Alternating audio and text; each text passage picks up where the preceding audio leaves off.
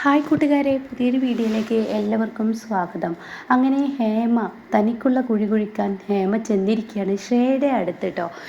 അങ്ങനെ ശ്രേയയോട് പറയണേ, ഞാനൊരു കാര്യം പറയട്ടെ, ആ കാര്യം നീ എത്രത്തോളം ഉൾക്കൊള്ളുമെന്ന് എനിക്കറിയില്ല. നിനക്ക് ആകാശിനും ചാരുവിനും തിരിച്ചടി കൊടുക്കണമെന്നല്ലേ നിൻ്റെ മനസ്സിലെ ആഗ്രഹം. അപ്പോൾ ശ്രേയ പറയുന്നത് തീർച്ചയായും എനിക്കത് അത് തന്നെയാണ് ആഗ്രഹം.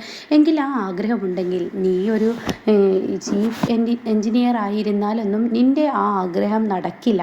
അത് കേട്ട ഉടനെ തന്നെ എന്താ ഇങ്ങനെ പറയുന്നത്, നിങ്ങൾ പറയുന്നത് മനസ്സിലാവുന്നില്ലല്ലോ ആൻറ്റി. അത് കേട്ട ഉടനെ അതെ, നീ ഇനി ഒരു ചീഫ് എൻജിനീയർ ആയിരുന്നാലൊന്നും കാര്യങ്ങൾ നടക്കില്ല. നിന്നോട് ഞാനൊരു കാര്യം പറയട്ടെ, നീ ചീഫ് എൻജിനീയറായി അവർക്കിട്ട് പണി കൊടുക്കാം എന്ന് കരുതിയാൽ ഒരിക്കലും പണി കൊടുക്കാൻ കഴിയില്ല. നീ എന്ത് ചെയ്യണം, എൻ്റെ വീട്ടിലെ മരുമകളായി വരണം എന്ന് പറയണം കേട്ടോ. ഇതങ്ങ് കേൾക്കുന്നതിനോടുകൂടി ശ്രേയ ഒന്ന് പതറണേ. എന്താ എൻ്റെ ഈ പറയുന്നത്? ഞാൻ സ്നേഹിച്ചിരുന്ന പുരുഷൻ്റെ ജ്യേഷ്ഠനെ ഞാൻ കല്യാണം കഴിക്കേ. നീ സ്നേഹിച്ചിരുന്ന പുരുഷൻ്റെ ജ്യേഷ്ഠനെ കല്യാണം കഴിക്കുക എന്ന് പറയുന്നത് അത് തെറ്റ് തന്നെ. എന്നാൽ ഇപ്പോൾ ഞാൻ നിന്നോടൊരു കാര്യം ചോദിക്കട്ടെ, നീ അവനെ സ്നേഹിക്കുന്നുണ്ടോ? അത് കേട്ടോടനെ ഇല്ല, എനിക്ക് ആകാശിനെ വെറുപ്പാണ്. അപ്പോൾ പിന്നെ അങ്ങനെ പറഞ്ഞതിൽ എന്താ തെറ്റ്? ഒരു തെറ്റുമില്ല. നിനക്ക് എൻ്റെ മകനെ വിവാഹം കഴിക്കാം. മാത്രമല്ല എൻ്റെ വീട്ടിൽ മരുമകളായി വന്നു കഴിഞ്ഞാൽ 24 മണിക്കൂറും നിനക്ക് ചാരുവിനും ആകാശിനും ശിക്ഷ കൊടുത്തുകൊണ്ടിരിക്കാം. പക്ഷേ നീ ചീഫ് എൻജിനീയർ ആയിരിക്കുമ്പോൾ നിനക്ക് അധികമൊന്നും ശിക്ഷ കൊടുക്കാൻ നിന്നെ കൊണ്ട് പറ്റത്തില്ല എന്ന് പറയും കേട്ടോ.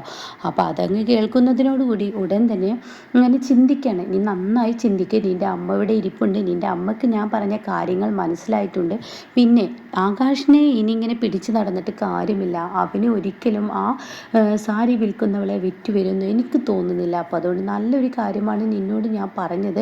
നീ എന്തായാലും ഇങ്ങനെ ചെയ്യാൻ നോക്കിയെന്ന് പറയാൻ കേട്ടോ. അങ്ങനെ ഈ സമയം ഇങ്ങനെ ആലോചിക്കുകയാണ്. ഞാൻ പറഞ്ഞത് നല്ലൊരു കാര്യമാണ്. എൻ്റെ വീട്ടിൽ വന്നു കഴിഞ്ഞാൽ നീ മരുമകളായി കഴിഞ്ഞാൽ 24 മണിക്കൂറും കൺമുന്നിൽ അവരുണ്ടാവും. അപ്പം എനിക്ക് എന്ത് ചെയ്യാൻ എന്നുള്ളത് പറഞ്ഞു കൊടുക്കുകയാണ്.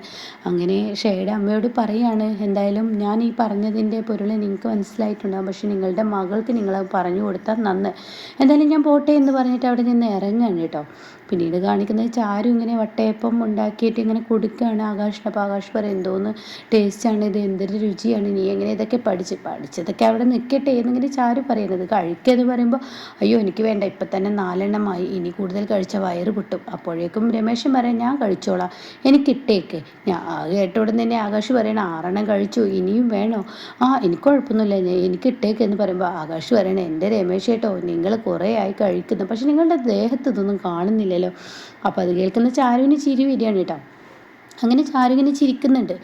അപ്പോഴാണ് അങ്ങോട്ടേക്ക് ഹേമ കടന്നു വരുന്നത്. എന്നാൽ ഈ സമയം അരവിന്ദനാണെങ്കിൽ പുറത്ത് അങ്ങോട്ടും ഇങ്ങോട്ടും നടക്കണത്. തൻ്റെ അമ്മയെ പറഞ്ഞു വിട്ട കാര്യം എന്തായെന്ന് അറിയാത്തത് കൊണ്ട് തന്നെ തൻ്റെ മനസ്സിൽ നെഞ്ചിടിപ്പ് ഇങ്ങനെ ഇടിക്കുകയാണ്. അങ്ങനെയാണ് ഹേമ കടന്നു വരുന്നത്. ഹേമയെ കണ്ടുടനെ തന്നെ അരവിന്ദൻ ചോദിക്കുക, എന്തായി അമ്മയെന്ന്. അതൊക്കെ ഉണ്ടടാ, നീ അകത്തോട്ട് വാ എന്ന് പറയണേ. അങ്ങനെ ഇവർ ഭക്ഷണം കഴിക്കുന്ന അടുത്തോട്ട് വരികയാണ്. അപ്പോഴാണ് മൂത്ത മകൾ ചായയുമായി വന്ന് ഇവർക്കൊക്കെ കൊടുക്കുന്നത്. ആ സമയം തന്നെ മാഷ് അങ്ങോട്ടേക്ക് കയറി വരുന്നുണ്ട് കേട്ടോ. മാഷ് ടേബിളിൽ നിന്ന് ഭക്ഷണം കഴിക്കണം. അങ്ങനെ ഈ സമയം അങ്ങോട്ടേക്ക് വരികയാണ് ഹേമ. അപ്പോൾ ഹേമ പറയണേ, അതെ ഞാൻ എൻ്റെ മകൻ്റെ ജാതകം ഒന്ന് നോക്കാൻ പോയി. അത് കേട്ടവിടെ തന്നെ നിൻ്റെ മകൻ്റെ ജാതകം നോക്കിയതിനെ കുറിച്ച് ഞാൻ പറഞ്ഞല്ലോ. എപ്പോഴാണ് നിൻ്റെ മകൻ ജയിലിലോട്ട് പോകുകയെന്ന് പറയാൻ പറ്റില്ല. ഇരുമ്പഴിക്കുള്ളിൽ കിടന്ന് നിൻ്റെ മകന് നരകിക്കാൻ പോവുകയാണ്. അത് കേട്ടോടെ തന്നെ നിങ്ങൾ പറഞ്ഞ ഈ ജയിലിലൊന്നല്ല എൻ്റെ മകൻ പോകുന്നു. ജയിലിൽ പോകുന്നു എന്ന് ജാതകത്തിൽ പറഞ്ഞ സത്യം തന്നെയാണ്. പക്ഷെ അവിടെ വലിയൊരു കൊടി പിടിക്കാനായിരിക്കും അവൻ പോകുന്നത്. അല്ലാതെ നിങ്ങൾ ഉദ്ദേശിക്കുന്ന ജയിലറക്കുള്ളിൽ കിടക്കാനൊന്നല്ല. അത് കേൾക്കുന്നതിനോടുകൂടി ഏത് പൊട്ടം ജ്യോത്സ്യനാണ് ഇങ്ങനെ ഒരു ജാതകൻ എന്നോട് പറഞ്ഞത്? ചാരുമോളുടെ അച്ഛൻ അത് ചെയ്ത ആ ഒരു ജ്യോത്സ്യനാണ്, ഇവളുടെ ജാതകം മാറ്റി എഴുതിച്ച ജ്യോത്സ്യനാണ്. അത് കേട്ടോടെ തന്നെ അങ്ങനെയൊന്നുമല്ല എന്ന് പറയട്ടോ. എൻ്റെ മാഷേ, എൻ്റെ മകന് ഇനി നല്ല കാലമാണ് വരാനിരിക്കുന്നത്. എൻ്റെ മകന് നല്ലൊരു വിവാഹബന്ധവും ഇനി ഉണ്ടാവും. അത് കേട്ടോടെ തന്നെ നീ ചിരിക്കാനുള്ള കാര്യങ്ങൾ പറയല്ലേ. നിൻ്റെ മകനെ വിവാഹബന്ധമോ? എന്താ ഈ പറയുന്നത്? ഒരിക്കലും നിൻ്റെ മകനെ തേടി ഒരാളും വരില്ല മാഷേ. നിങ്ങൾ ഒട്ടും പ്രതീക്ഷിക്കാത്ത ആ അതിഥിയായിരിക്കും എൻ്റെ മകനെ തേടി വരുന്നത്. പ്രത്യേകിച്ച് ആകാശിനും ചാരുവിനൊക്കെ ആ ആളെ കണ്ട ഷോക്കായിരിക്കും. എൻ്റെ മകനെ ആലോചിച്ച് ഇപ്പോൾ ആ ബന്ധവും മുന്നോട്ട് വന്നിട്ടുണ്ടെന്ന് പറയാൻ കേട്ടോ. എന്താണ് ഇവിടെ സംഭവിക്കുന്നതെന്ന് അറിയാതെ എല്ലാവരും ആകെ പകച്ചു പോവാണ്. അപ്പോൾ ഇവളെ ഏതോ ഒരു ഭ്രാന്തൻ ജ്യോത്സ്യനെയാണ് കണ്ടിരിക്കുന്നതെന്നൊക്കെ പറഞ്ഞിട്ട് അവിടെ കളിയാക്കുകയാണ് ഈ പറയുന്ന മാഷിട്ടോ. പിന്നീട് കാണിക്കുന്നത് ഇവർ ഓഫീസിൽ ചെന്നിരിക്കുകയാണ്, അതായത് ആകാശ് ഓഫീസിൽ ചെന്നിരിക്കുകയാണ്. അപ്പോൾ ഓഫീസിൽ മുരുകനും അതുപോലെ സൗമ്യയും മറ്റുള്ളവരൊക്കെ ഉണ്ട്. അപ്പോൾ ആകാശ് ചെന്ന പാടെ ലാപ്ടോപ്പൊക്കെ തുറന്ന് വെക്കുകയാണ്. അപ്പോൾ അത് കാണുന്ന രാജേന്ദ്രൻ ചോദിക്കുകയാണ്, എൻ്റെ ആകാശെ വന്ന പാട് സാർ എന്തിനാണ് ഇതൊക്കെ തുറന്ന് വെക്കുന്നത്? ഒരു ഗവൺമെൻറ് ജോലിക്കാരല്ലേ നമ്മൾ, അപ്പോൾ നമുക്കത് തുറന്ന് വെക്കേണ്ട ആവശ്യമില്ലല്ലോ, കുറച്ചൊക്കെ കഴിഞ്ഞിട്ട് പോരെ എന്ന് ചോദിക്കുകയാണ്. അങ്ങനെ ഒരു ഗവൺമെൻറ് ജോലിയിൽ പറഞ്ഞിട്ടില്ലല്ലോ. പിന്നെ ഇവിടുത്തെ നമ്മുടെ മേഡം ഉണ്ടല്ലോ, ശ്രേയ മേഡം, അവർ ജോലി കുറച്ച് കറക്റ്റായിരിക്കണം. ഒന്നല്ലെങ്കിൽ ജോലി ചെയ്യുന്നത് പോലെയെങ്കിൽ അവരുടെ മുന്നിൽ കാണിക്കണം, അല്ലെങ്കിൽ അവരുടെ പണിഷ്മെൻറ്റ് അത് ഒന്നൊന്നര ആയിരിക്കും. അപ്പോൾ അത് കേട്ട ഉടനെ തന്നെ സ്വാമി പറയണേ, അതിന് ശ്രേയ മേഡം എത്തിയിട്ടില്ലല്ലോ എന്ന് പറയണേ. അപ്പോൾ അത് കേട്ട ഉടനെ തന്നെ ആകാശ് ചോദിക്കുക, എന്തോന്നാണ് ഈ പറയുന്നത്, ശ്രേയ മേഡം എത്തിയിട്ടില്ലെന്നോ? അതെ, എത്തിയിട്ടില്ല എന്ന് പറയാം. അപ്പോഴേക്കും മുരുകനോട് ചോദിക്കുക, എടാ മുരുക, ശ്രേയ മേഡം എത്തിയോ എന്ന് ചോദിക്കാൻ. ഇല്ല, ഇന്ന് എത്തിയിട്ടില്ല, മേഡം ഇപ്പം എത്തുമെന്ന് പറയണം. അപ്പോഴാണ് ആകാശ് ഇങ്ങനെ നോക്കുന്നു ക്ലോക്കിലോട്ട്. ഏകദേശം ഒരു 10 കഴിഞ്ഞു കേട്ടോ, 10 മണി കഴിഞ്ഞിട്ടും ശ്രേയ എത്തിയിട്ടില്ല. അപ്പോൾ ആകാശ് എന്തൊക്കെയോ ഇങ്ങനെ കുറിക്കുന്നുണ്ട്.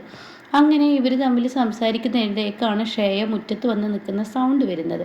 അപ്പോൾ ഈ സൗണ്ട് അങ്ങ് വണ്ടിയുടെ സൗണ്ട് അങ്ങ് കേൾക്കുന്നതിനോട് കൂടി മുരുകൻ അങ്ങോട്ടൊക്കെ ഓടിച്ചില്ല. അപ്പോഴേക്കും ശ്രേയ വണ്ടിയിൽ നിന്നും തൻ്റെ ബാഗും അതുപോലെ തൻ്റെ ടിഫിൻ ബോക്സൊക്കെ എടുത്ത് പതിയെ ഇങ്ങനെ ഇറങ്ങി വരികയാണ്. അങ്ങനെ മുരുകൻ ഓടിച്ചെന്ന് മാഡം എന്ന് പറഞ്ഞ് ഡോ എൻ്റെ ഭക്ഷണം എന്ന് പറഞ്ഞ് കൊടുക്കുന്നുണ്ട്. അങ്ങനെ എല്ലാം കൊടുക്കുകയാണ് കേട്ടോ. പിന്നീട് അകത്തോട്ട് കയറി വരികയാണ് ശ്രേയ ആണെങ്കിലോ ആകാശിനിട്ട് കൊട്ടാനാണല്ലോ, 24 മണിക്കൂർ ആ ഒരു മനോഭാവമാണല്ലോ. അങ്ങനെ ശ്രേയ കയറി വരികയാണ്. എന്നിട്ട് ശ്രേയ ആണെങ്കിലോ ഇങ്ങനെ കയറി വരുമ്പോൾ എല്ലാവരും എണീറ്റ് നിൽക്കുകയാണ്, സ്റ്റാഫുകൾ ഒന്നടക്കം നിൽക്കുന്നു. പക്ഷേ ആകാശ് എണീക്കുന്നില്ല. ആകാശ് ശ്രേയ വന്നത് ഭാവമേ നടിക്കുന്നില്ല, മുഖത്തോട്ട് നോക്കുന്നില്ല. പക്ഷേ ശ്രേയക്ക് ദേഷ്യം പിടിക്കുകയാണ്. അങ്ങനെ ശ്രേയ എന്ത് ചെയ്യുന്നു, തൻ്റെ ആ ഒരു ക്യാബിനിലോട്ട് ചെല്ലാണ്. ഇതേസമയം ആകാശ് ഒരു പുല്ല് വിലയിലാണ് ശ്രേയ കാണുന്നത്. നീ വന്ന എനിക്കെന്തടി എന്ന മനോഭാവമാണ്. അങ്ങനെയാണ് കേട്ടോ. അങ്ങനെ ശ്രേയ ആ ഒരു തൻ്റെ ക്യാബിനിൽ ചെന്ന് നോക്കുക. തന്നെ ഞെട്ടിപ്പിച്ച ആ കാഴ്ചയുണ്ടല്ലോ, അതായത് തൻ്റെ കസേര അവിടെ കാണാനില്ല. അത് കാണുന്ന ശ്രേയ ആകെ ഞെട്ടിപ്പോണ്. ഈശ്വര എന്ന ഭാവത്തിൽ ശ്രേയ ഇങ്ങനെ നിൽക്കുകയാണ്. തൻ്റെ കസേര ഇവിടെ കാണുന്നില്ലല്ലോ. ആ ഒരു ഭയപ്പാടിൽ ഇങ്ങനെ ശ്രേയ നിൽക്കുമ്പോഴാണ് കേട്ടോ ആകാശ് അങ്ങോട്ടേക്ക് കടന്നു വരുന്നത്. ശ്രേയ അങ്ങനെ നിൽക്കുമ്പോഴാണ് മുരുകൻ അങ്ങോട്ടേക്ക് കടന്നു വരുന്നത്. അപ്പോൾ മുരുകൻ, എന്താ മേഡം? എൻ്റെ കസേര എവിടെ? മേഡത്തിൻ്റെ കസേര എവിടെ? താൻ എന്താടാ ചോദിച്ചത്, എന്നോട് ചോദിക്കുന്നത്? തന്നോടല്ലേ ചോദിച്ചത് എൻ്റെ കസേര എവിടെ? എനിക്കറിയില്ല, എൻ്റെ കസേര എടുത്തിട്ട് വാടോ എന്ന് പറയുന്നുണ്ട് കേട്ടോ. അങ്ങനെ പുറത്തോട്ട് ഓടി വരികയാണ്. സൗമ്യയോട് രാജേന്ദ്രനോട് എല്ലാവരോടും ചോദിക്കുകയാണ്, എവിടെ കസേര എന്ന്. ആരാരും എനിക്കറിയില്ല എന്ന് പറയുന്നു. പക്ഷേ ആകാശ് മറുപടി പറയുന്നില്ല. ആകാശ് അത് നോക്കുന്നേ ഇല്ല. അപ്പോൾ മുരുകൻ വന്ന് ചോദിക്കുകയാണ്, ആകാശ് സാറ് കസേര എവിടെയെന്ന് കണ്ടോ ശ്രേയ മേഡത്തിൻ്റെ? അപ്പോഴും ഒന്നും മിണ്ടുന്നില്ല. എന്താ ആകാശ് സാർ മിണ്ടാത്തത്? അപ്പോഴാണ് കേട്ടോ മുരുകൻ്റെ കണ്ണിൽ ഒരു കാര്യം പെടുന്നത്. അതായത് ആകാശ് ശ്രേയയുടെ കസാലയിൽ കയറിയിരിക്കുന്നു. ഇത് കാണുന്നതിനോടുകൂടി മുരുകൻ ആകെ ഞെട്ടിപ്പോവാണ് കേട്ടോ. അങ്ങനെ ഈ ഒരു കസേര ചോദിക്കുകയാണ് മുരുകൻ, ശ്രേയ മേഡത്തിൻ്റെ കസേര തായോ എന്ന് പറയുമ്പോൾ 10 മണി കഴിഞ്ഞാൽ ഈ ഓഫീസിൽ ആര് വന്നാലും അവർക്ക് കസേര കൊടുക്കാൻ പാടില്ല, നിന്ന് ജോലി ചെയ്യണമെന്നാണല്ലോ ഇവിടുത്തെ മേഡത്തിൻ്റെ നിബന്ധന. അത് മേഡമാണെങ്കിലും അത് തെറ്റിച്ചാൽ അങ്ങനെ തന്നെ ഇരിക്കുമെന്ന് പറഞ്ഞിട്ട് ആകാശ് ശ്രേയക്ക് മുട്ടം പണി കൊടുത്തിരിക്കുകയാണ് കേട്ടോ.